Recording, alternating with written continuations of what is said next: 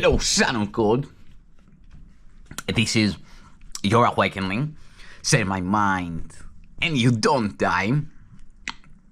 And today's teaching is the alternative to projection.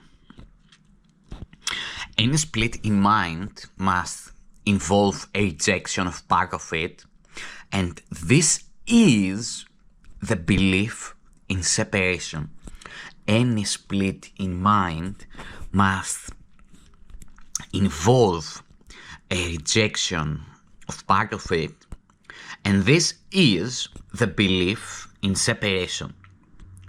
The wholeness of God, which is His peace, cannot be appreciated except by a whole mind which recognizes the wholeness of God's creation.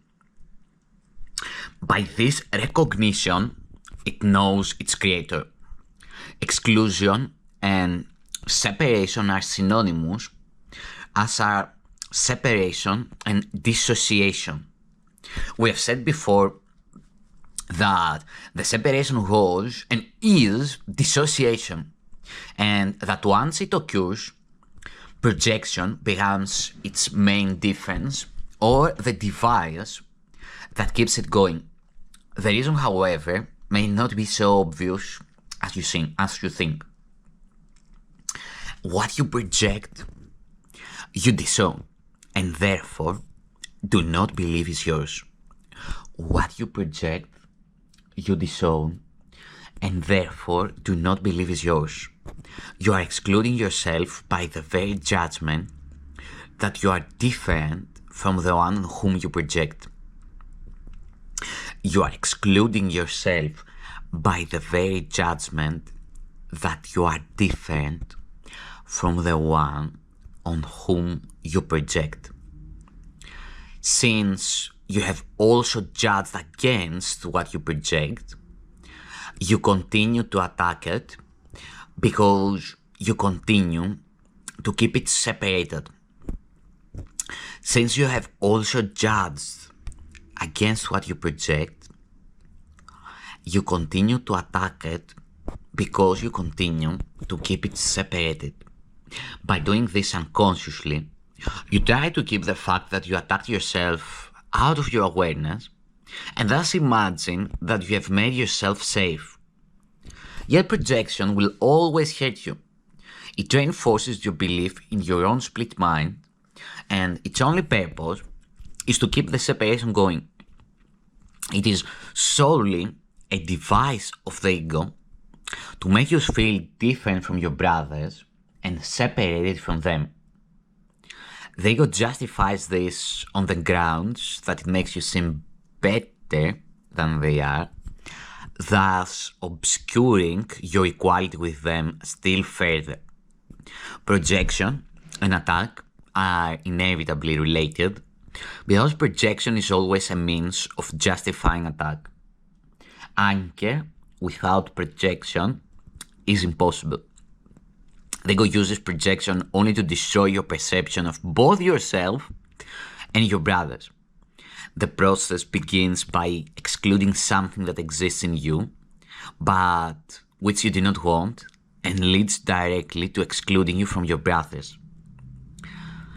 Projection and attack are inevitably related because projection is always a means of justifying attack.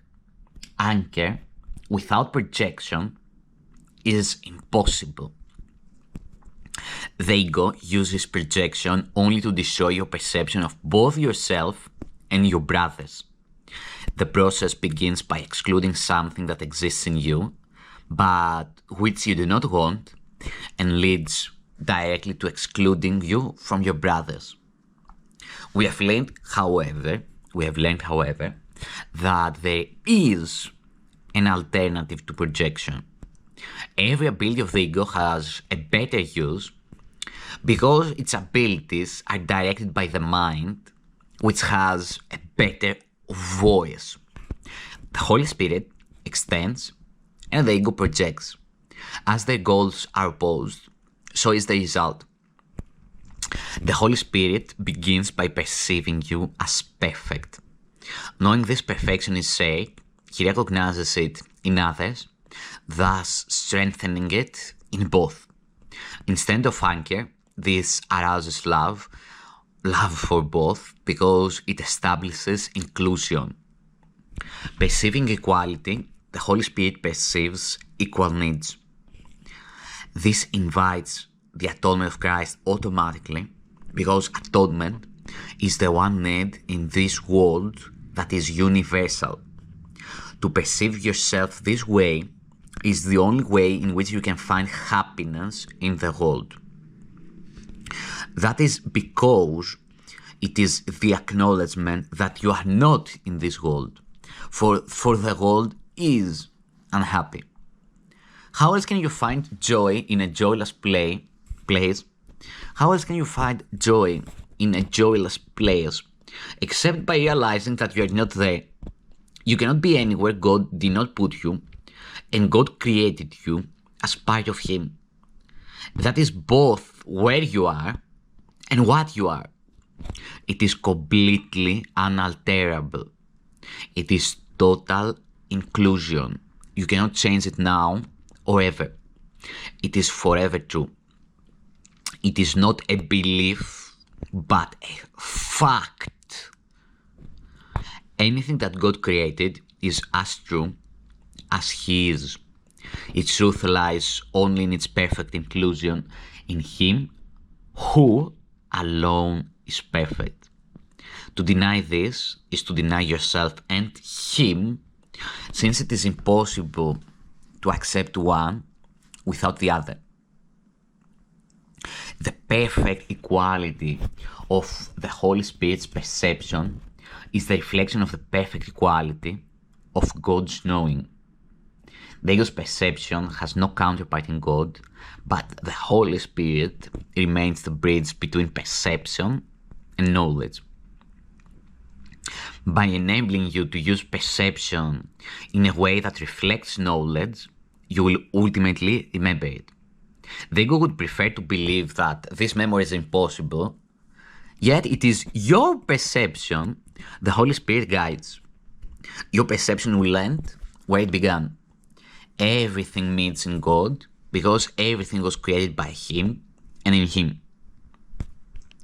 God created His sons by extending His thought and retaining the extensions of His thought in His mind. All His thoughts are thus perfectly united within themselves and with each other.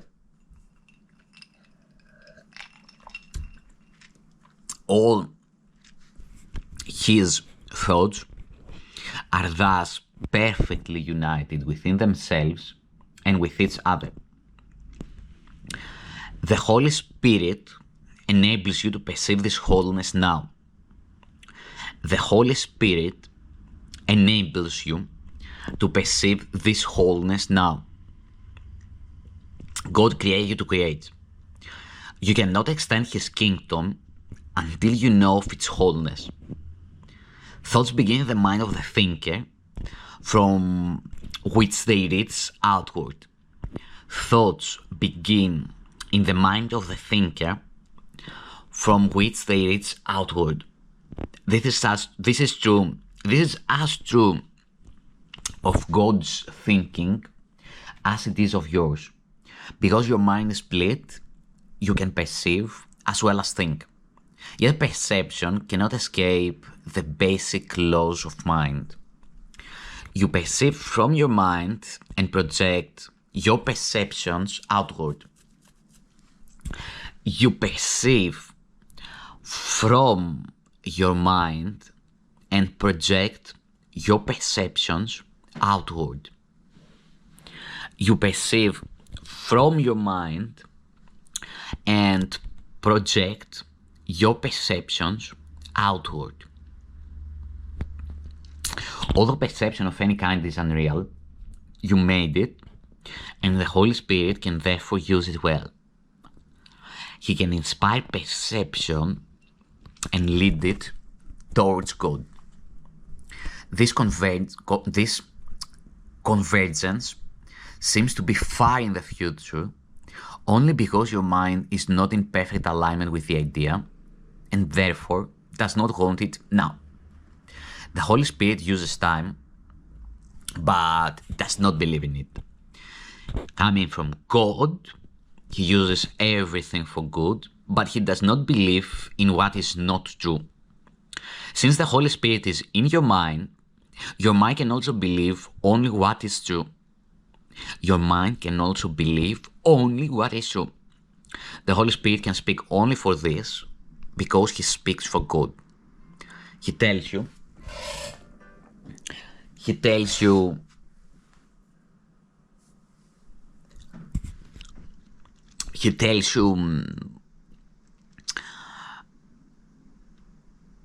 to return your whole mind to God because it has never left him. If it has never left him, you need only perceive it as it is to be returned. The full awareness of the atonement, then, is the recognition that the separation never occurred, it's just a dream. The ego cannot prevail against this because it is an explicit statement that the ego never occurred. The ego can accept the idea that return is necessary because it can so easily make the idea seem difficult.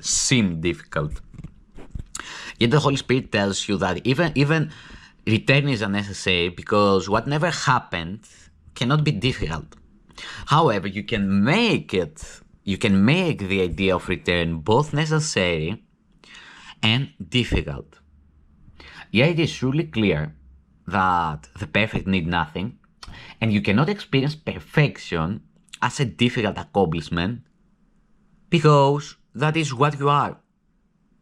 This is the way in which you must perceive God's creations, bringing all of your perceptions into the one line the Holy Spirit sees.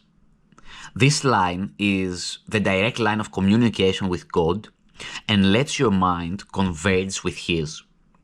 There is no conflict anywhere in this perception because it means that all perception is guided by the Holy Spirit, whose mind is fixed on God, Only the Holy Spirit can resolve conflict because only the Holy Spirit is conflict-free.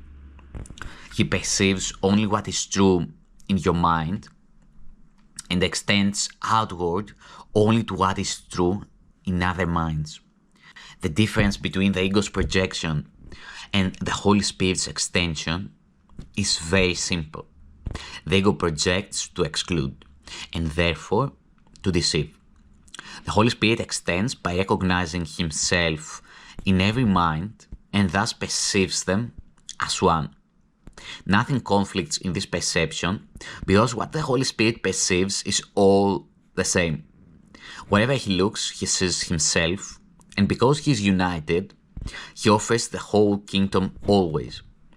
This is the one message God gave to him for which he must speak, because that is what he is. The peace of God lies in that message, and so the peace of God lies in you. The great peace of the kingdom shines in your mind forever, but it must shine outward to make you aware of it. The Holy Spirit was given you with perfect impartiality, and only by recognizing him impartially can you recognize him at all. The ego is legion, but the Holy Spirit is one. No darkness abides anywhere in the kingdom, but your part is only to allow no darkness to abide in your own mind. This alignment with light is unlimited because it is in alignment with the light of the world.